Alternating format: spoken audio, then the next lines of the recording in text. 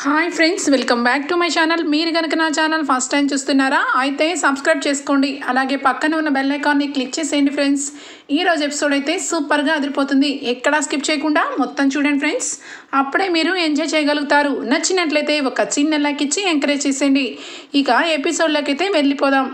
Episode start అవగానే ఇక కళ్యాణ్ అయితే ఆఫీస్లో వర్క్ చేసుకుంటూ ఇక మధ్యలో ఏంటి బ్రో కనీసం 2 డేస్ నుంచి అసలు ఫోన్కి కనీసం కాంటాక్ట్లోనే లేదు, ఫోన్ చేస్తుంటే కూడా ఇక ఎత్తట్లేదు, ఏం జరుగుంటుంది అని చెప్పి ఇక మళ్ళా ఫోన్ ట్రై చేస్తూ ఉంటాడు అప్పుకి. ఇక అప్పు అయితే ఫోన్ కాల్ అయితే లిఫ్ట్ చేస్తుంది. అమ్మయ్యా బ్రో, ఏంటి బ్రో ఏమైపోయావు బ్రో, నీకు ఫోన్ చేస్తుంటే కలవట్లేదు, ఒకవేళ కలిసినా నువ్వు లిఫ్ట్ చేయట్లేదు, ఏంటి బ్రో అంత బిజీ అయిపోయావా అని చెప్పి అనగానే అదేమీ లేదు కవి, నేను ఇక పార్ట్ టైం జాబ్ చేస్తున్నా, ఇక అక్కడ ఫోన్స్ అవన్నీ నాట్ అలౌడ్, మన వర్క్లో మనం ఉండాలి అని చెప్పి ఇక అంటుంది అప్పు. వర్క్ చేయడం ఏంటి, పార్ట్ టైం జాబ్ చేయడం ఏంటి బ్రో, నువ్వు పోలీస్ ట్రైనింగ్ తీసుకుంటున్నావు కదా, మరి అలాంటప్పుడు మధ్యలో మిడిల్ డ్రాప్ చేసి మళ్ళా నువ్వు ఇక వేరే దగ్గరికి వెళ్ళి వర్క్ చేయడం ఏంటి అని చెప్పి కళ్యాణ్ అంటాడు. అదంతా నీకు ఎందుకు బై, ఏదో ఒకటి పోలీస్ అవ్వాలని అనుకున్నాను, కానీ దానికి తగ్గ క్వాలిఫికేషన్స్ నా దగ్గర ఉన్నా, ఇక ఎవరు అడిగినా ఏది అడిగినా ట్రైనింగ్కి సంబంధించింది చాలా పెద్ద అమౌంట్ చెప్తున్నారు, ఆ డబ్బులు ఉన్న పలంగా ఇప్పుడు నా దగ్గర లేవు, 1 సంవత్సరం 2 సంవత్సరాలు లేట్ అయినా మెల్లగా డబ్బులన్నీ పోగు చేసుకొని అప్పుడు నేను ఒకేసారి ఇక ఫీజు కట్టి ట్రైనింగ్కి వెళ్ళాలనుకుంటున్నాను అని చెప్పి అంటుంది అప్పు. అదేంటి బ్రో అసలు నువ్వు ఏమనుకుంటున్నావు అనగానే, ఏందిరా బై ఏమైంది అనగానే, నువ్వు నా దోస్తువి, ఇక నువ్వు ఏదడిగినా నేను చేస్తాను అని చెప్పి నువ్వు నాకు ఎన్నోసార్లు ప్రామిస్ చేసావు, అలాంటిది ఇప్పుడు ఈ దోస్తు నీకు కనబడలేదా బ్రో అనగానే, అదేంటి అంత మాట అన్నావు, నువ్వు నాకు ఎప్పుడూ ఫ్రెండ్వే అని చెప్పి అంటుంది అప్పు.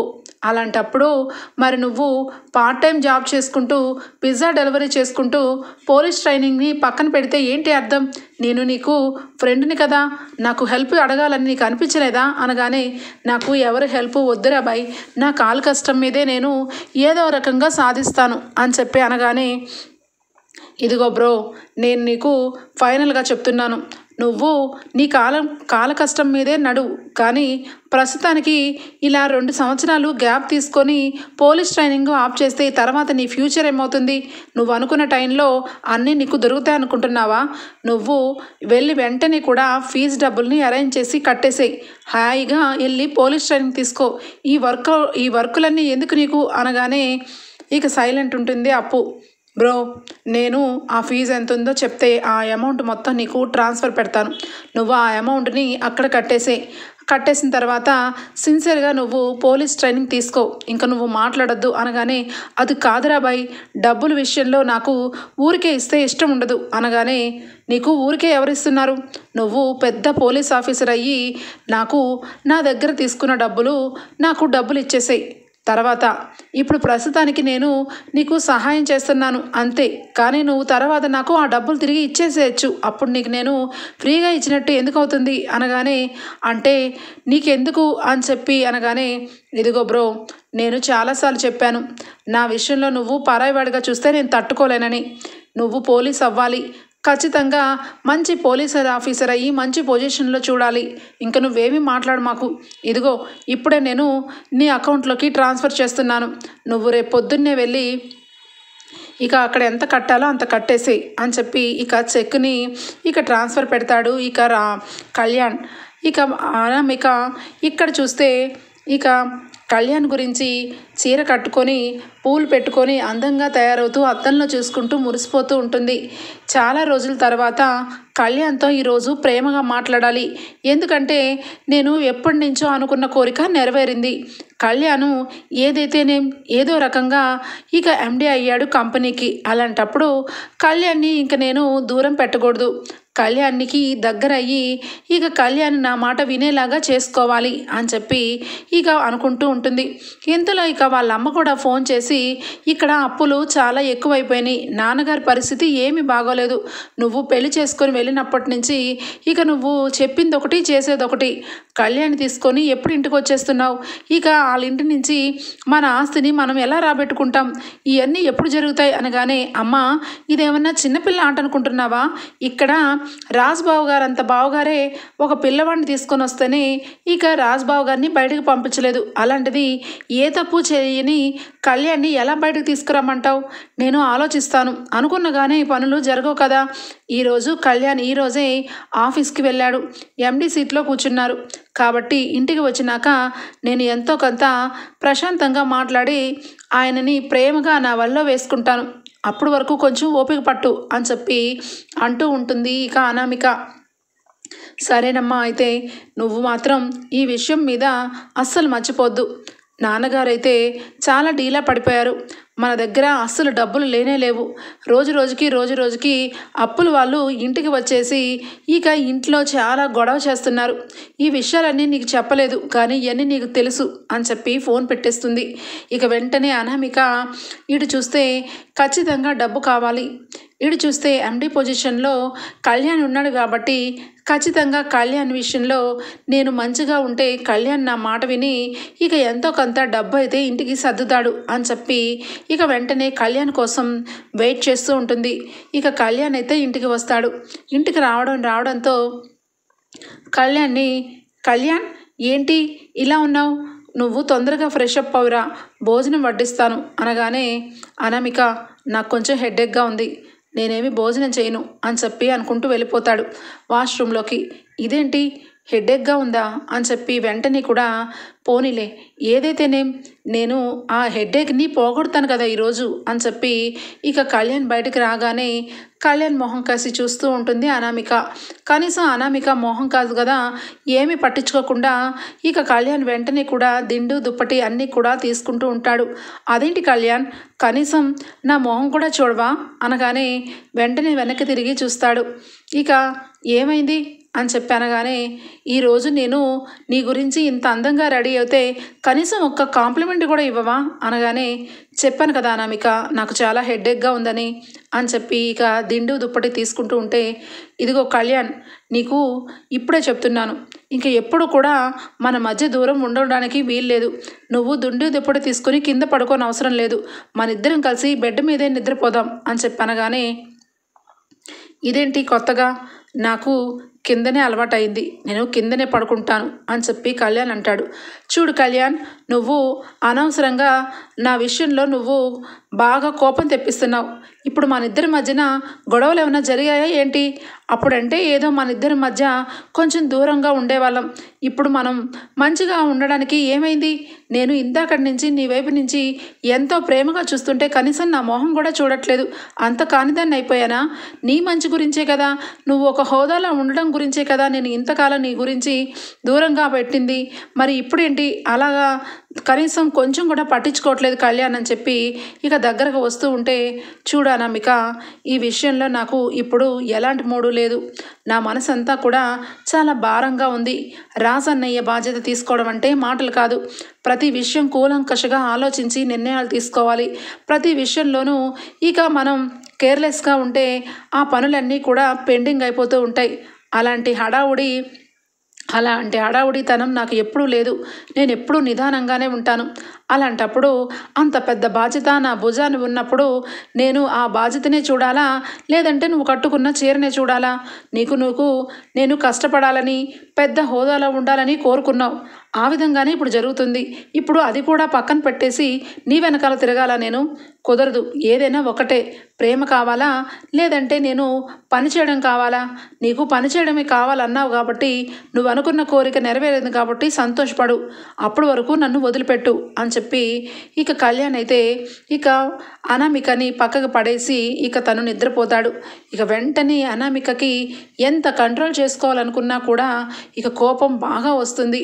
ఇదేంటి, నేను ఇక వేరే ఏదనుకుంటే అది జరగకుండా రివర్స్లో జరుగుతుంది. నా మీద అసలు కొంచెం కూడా ప్రేమ లేదా?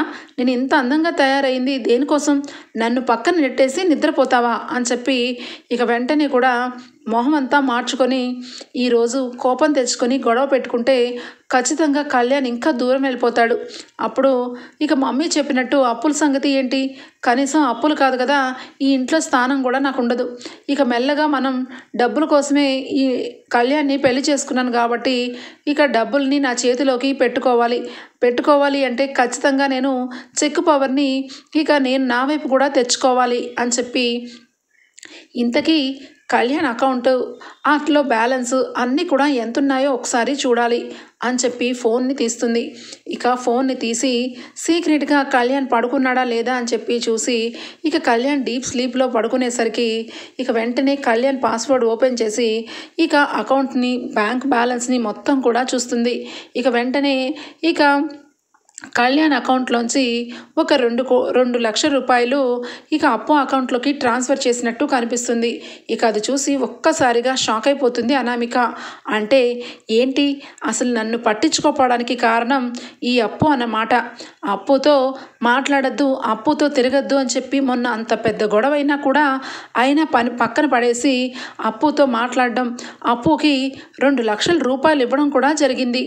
తేల్చేస్తాను రేపు అందరి ముందు, అసలు అప్పు జీవితం ఏంటి అన్నది తేల్చి పడేస్తాను అని చెప్పి ఇక అనామిక అయితే అనుకుంటుంది. ఇక నెక్స్ట్ డే మార్నింగ్ అయితే ఇక అవుతుంది. మార్నింగే ఇక కావ్య అయితే లేచి తన పని తను చేసుకుంటూ ఉంటుంది. ఇక రాజ్ అయితే అలాగే నిద్రపోతూ ఉంటే బాబు ఏడుస్తూ ఉంటాడు. ఇక బాబుని ఓదార్చుకుంటూ ఎత్తుకుంటూ, ఒరే కన్నా, నీకు పాలు కోసమే కదా ఏడుస్తున్నావు, నీకు పాలు తీసుకొని వస్తానాగు అని చెప్పి ఇక కావ్య మాత్రం ఆ పసిబిడ్డని పాలు కలుపుకోవడానికి కిందకి వస్తుంది. ఇక ఇంతలో రాజు లెగిచేసరికి బాబు గుక్క పట్టి ఏడుస్తూ ఉంటే ఇక వెంటనే కూడా కళావతి అని చెప్పి నిద్రలో లేస్తాడు. ఇక వెంటనే కావ్య పాలు తీసుకొని బాబుకి పాలు తాగిస్తూ ఉంటుంది. ఒకవైపు రాజేమో ఇక తన మనసులో కావ్య మీద కొండంత ప్రేమ ఉన్న ఆ ప్రేమని ఏదో రకంగా ఒక మాయ కమ్మిస్తూ ఉండటం వల్ల పైకి చెప్పుకోలేడు. అలా అని చెప్పి కావ్య ఇంట్లో అందరి ముందు అవమానాలు పడటం రాజ్ భరించలేడు.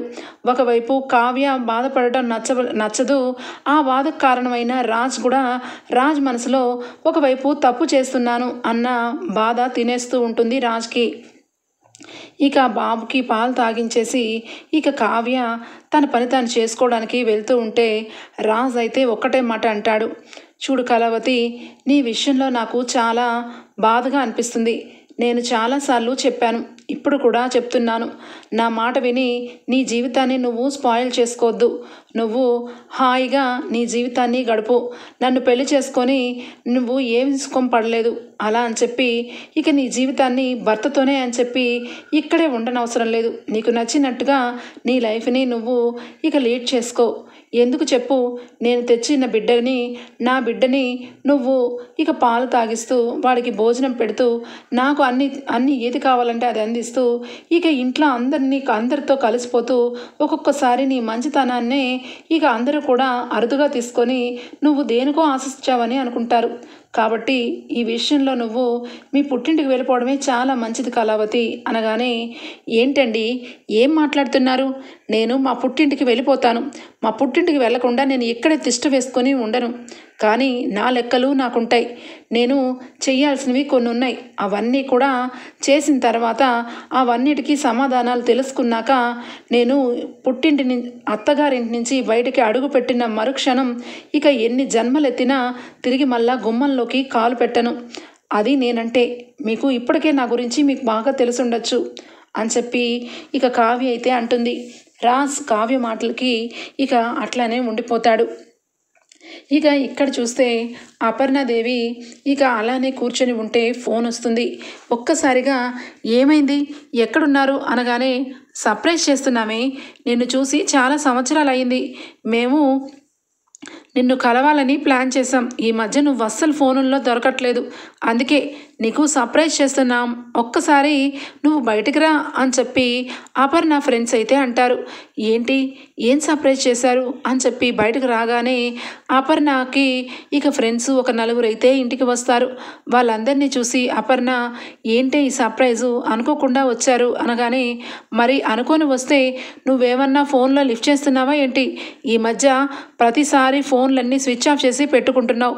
ఒకసారి కనీసం అందరితో కలవాలని నీకు అనిపించదు. అందుకే ఇక మేమందరం కలిసి వచ్చాం అని చెప్పి అనగానే ఇక ఇంట్లో అందరూ కూడా హాల్లో ఉంటారు, సోఫాలో కూర్చుంటారు ఇక అపర్ణ ఫ్రెండ్స్. ఈ లోపల కావ్య వెళ్ళి అందరికీ కూడా కాఫీని తీసుకొని ఇస్తుంది. కాఫీని తీసుకొని ఇస్తూ ఉంటే, చాలా బాగా పెట్టావు కాఫీ, ఇంతకీ ఎవరు నువ్వు అనగానే, నేను మీ అబ్బాయి పెళ్ళికి రాలేకపోయాం కదా, ఇంతకీ ఎవరు అనగానే ఇక అపర్ణ నా కోడలు అని చెప్పి అనకముందే ఇక కావ్య వెంటనే కూడా నేను ఇక అపర్ణ గారికి కోడల్ని అని చెప్పి అనగానే, అవునా, నీ పేరేంటి అనగానే కావ్య అనగానే, చాలా బాగుంది నీ పేరు, నీ కాఫీ కూడా చాలా బాగా చేసావు. అపర్ణ, నువ్వు చాలా అదృష్టవంతురాలివి, మీ కోడల్ని చూస్తుంటే మంచి మర్యాద మనన్న కలిగిన పిల్లలా అనిపిస్తుంది. ఇక నువ్వు చిన్నప్పటి నుంచి చాలా స్టేటస్గా పెరిగావు కదా అపర్ణ, నీకు ఏది చూసినా చాలా టేస్ట్ చాలా బాగుంటుంది. ఇప్పుడు కూడా ఈ కావ్య విషయంలో చాలా టేస్ట్ కనబడుతుంది. కానీ నాకెందుకో కొంచెం అనుమానంగా అనిపిస్తుంది. మీ కోడల్ని చూస్తుంటే చాలా సింపుల్ సిటీగా ఉంది, నువ్వేమో చాలా రిచ్గా కనిపిస్తావు. మరి ఈ విషయంలో ఎందుకే కాంప్రమైజ్ అయ్యావు? నీ కోడల్ని నీలాగా చక్కగా దర్జాగా తయారవ్వమని చెప్పలేకపోయావా అని చెప్పి అంటూ ఉంటే ఇక వాటికి సమాధానంగా కావ్య, అంటే అత్తయ్య గారు చాలాసార్లు చెప్పారు, కానీ నాకు ఇలా సింపుల్గా ఉండటమే ఇష్టం అని చెప్పి కావ్య అంటూ ఉంటుంది. ఇక ఇంతలో రాజు అయితే బాబుని కిందకి తీసుకొస్తూ ఉంటాడు. బాబుని చూసిన ఇక అక్కడ ఉన్న వాళ్ళందరూ, అపర్ణ ఫ్రెండ్స్ అందరూ కూడా, రాజ్ ఏంటి నువ్వు కూడా ఇంట్లోనే ఉన్నావా, ఏంటి నీ చేతిలో బాబుని తీసుకొని వస్తున్నావు? అబ్బా, సర్ప్రైజ్, నిజంగా ఇది చాలా పెద్ద షాక్. పెళ్ళైన తర్వాత ఇంకా మీరిద్దరూ పెళ్ళైన కొత్త జంటే అనుకుంటున్నాను. ఇక బాబు పుట్టడం కూడా అయ్యిందా?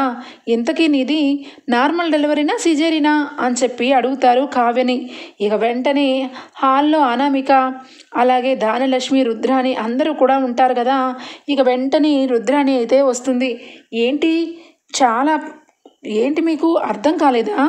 ఇక కావ్యని అడిగితే దానికి ఆన్సర్ మీకు రాదు. ఇక ఆ ఆన్సర్ కావాలి అంటే ఇదిగో రాజుని అడిగితే చెప్తాడు అని చెప్పి అంటుంది రుద్రాణి.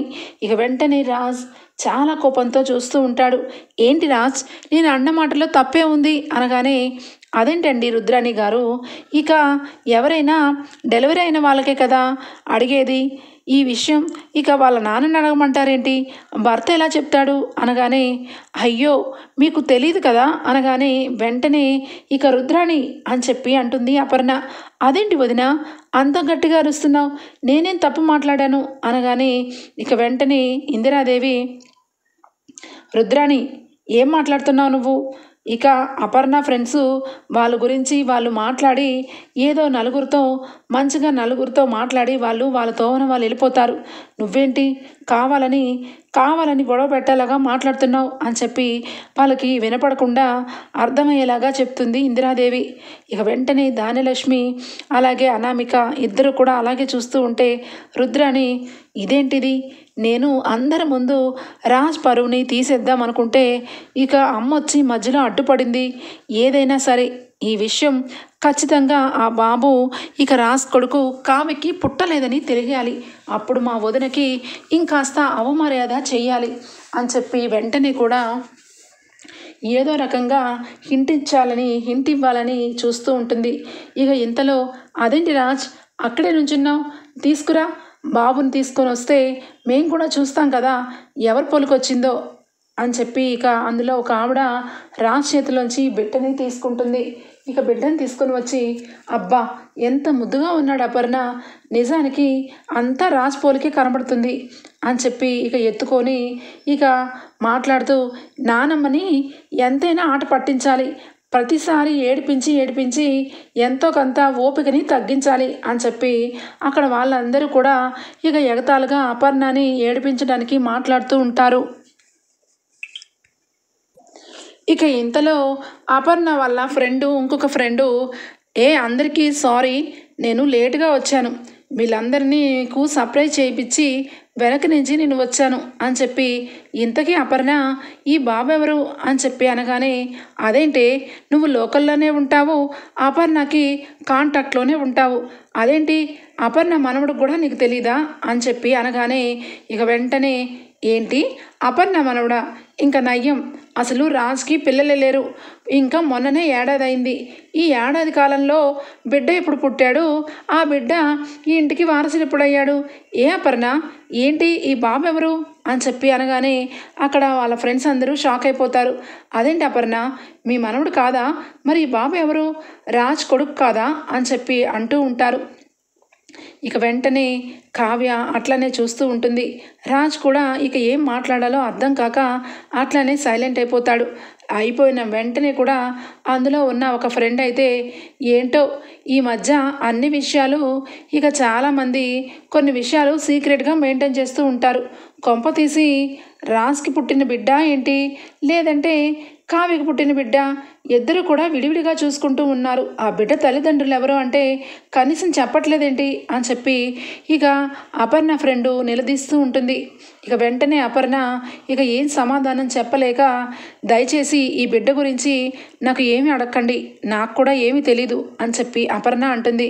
అదేంటి అపర్ణ ఈ బిడ్డ గురించి నీకు తెలియపోవడం ఏంటి అనగానే వెంటనే అందులో ఉన్న ఇంకొక ఫ్రెండు, అంటే అర్థమైంది, ఇది కామన్ కదవే, ఈ రోజుల్లో చాలామంది ఇళ్లల్లో ఇలాంటివి జరుగుతూనే ఉన్నాయి, రాజ్ ఇక వేరొక అమ్మాయితో ఈ బిడ్డను కనుంటాడు, ఇక ఆ అమ్మాయి కూడా ఇక్కడ ఎక్కడ ఉండుండొచ్చు, ముందు కోడలికి పిల్లలు పుట్టకపోతే రెండో పెళ్ళి చేసి బిడ్డను కన్నట్టుంది అని చెప్పి ఇక రకరకాల విసుగు తెచ్చిన మాటలతో అపర్ణని అంటూ ఉంటారు.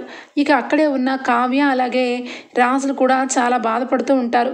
ఇక వెంటనే కూడా, చూసావా వదిన, ఇదిగో ఇలాగా ఒక ప్రశ్నని వాళ్ళ ముందు పెడితే వాళ్ళు ఇష్టం వచ్చిన జవాబు రాసుకుంటారు, వాళ్ళకి జవాబు రాసే ఇక జవాబు రాయడానికి మనం ఆన్సర్ చెప్పాలి కానీ వాళ్ళు ఇష్టం వచ్చినట్టు రాసుకుంటూ పోతారు.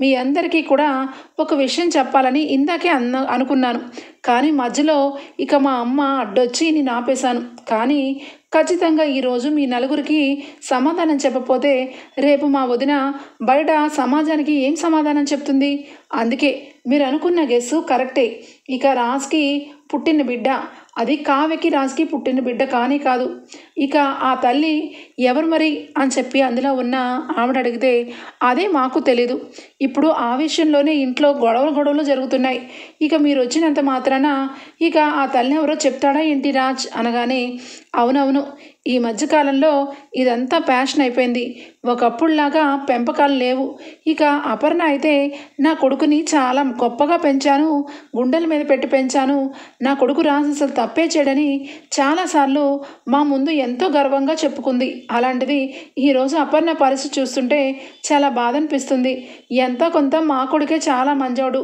ఎంతైనా మా కోడల్ని చూసుకోపోయినా ఇలాంటి పనులు ఎప్పుడూ చేయలేదు అని చెప్పి, సరేలేవే వాళ్ళకి ఎన్ని ప్రాబ్లమ్స్ ఉన్నాయో ఏమో మనకెందుకు, సరే అపర్ణ నువ్వు ఇక నీ కొడుకు విషయంలో చాలా గొప్పగా ఊహించుకున్నావు, అన్నీ జరుగుతాయా ఏంటి, ఒక్కొక్కసారి ఇలా కూడా జరుగుతాయి అని చెప్పి వాళ్ళు మొహాల మీదే ఇక అపర్ణను చూస్తూ నవ్వుకుంటూ ఒక రకంగా మాట్లాడి అక్కడి నుంచి వెళ్ళిపోతారు. ఇక అక్కడ అపర్ణ చాలా అవమానంగా ఫీల్ అయ్యి చాలా బాధపడుతూ సీరియస్గా లోపలికి వెళ్ళిపోతుంది. వెళ్ళిపోయిన వెంటనే కావ్య, అసలు ఏంటండి, అసలు మీరు ఏ రకంగా మాట్లాడుతున్నారు, ఇంటికి వచ్చిన వాళ్ళకి ఇక ఇంత ఘోరంగా ఇన్ని మాటలు చెప్పి పంపించాలా, ఇంట్లో జరిగిన విషయాల్ని బయట వాళ్ళకి ఎలా చేరేస్తారు మీరు అని చెప్పి కావ్య అనగానే, హే షడప్, ఏం మాట్లాడుతున్నావు నువ్వు, ఇక రాజు విషయంలో ఒక ఆయాలాగా పనిచేసుకుంటూ ఇంట్లో ఉంటున్నావు, కానీ మా వదిన విషయంలో అలా కాదు, మా వదినకి ఒక ప్రెస్టేజ్ ఉంది, ఖచ్చితంగా మా వదిన నలుగురు ముందు నవ్వుల పాటుగా అయిపోవడానికి కారణం నువ్వు, ఉన్న విషయాన్ని ఇక ఉన్న బిడ్డని తీసుకొని రాజు ఇంట్లో ఉంటే నువ్వు సేవలు చేస్తూ ఉంటావు, కానీ వచ్చిన వాళ్ళకి సమాధానం చెప్తే నేను తప్ప అని చెప్పాను, కానీ అవునండి మీరు చేసిన దాంట్లో నాకు కొంచెం కూడా తప్పనిపించట్లేదు, కానీ కొంతమంది కావాలని కొంతమంది పెళ్ళైన వాళ్ళ జీవితాల్లోకి తొంగి చూసి ఇక వాళ్ళ చెల్లెల్ని ఒక మంచిని పచ్చటి సంసారంలోకి దూరమని చెప్తారు, వీళ్ళ అక్క చెల్లెళ్ళు డబ్బు మనుషులు, అందుకే ఆ భగవంతుడు ఇక కావ్యకి తగిన శాస్తి చేశాడు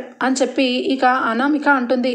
వెంటనే కూడా అనామిక ఏం మాట్లాడుతున్నావు అని చెప్పి ఇక అనగానే, ఏం మాట్లాడడం ఏంటి, ఇది నిజం. ఇక నువ్వు కూడా ఇక ఈ ఇంటికి డబ్బా ఆశతో ముసుగేసుకొని వచ్చావు. నీ ఆశకు తగ్గట్టుగానే బావగారు ఇక నిన్ను పక్కన పెట్టి వేరొక అమ్మాయిని ఇష్టపడి ఒక బిడ్డని కన్నారు.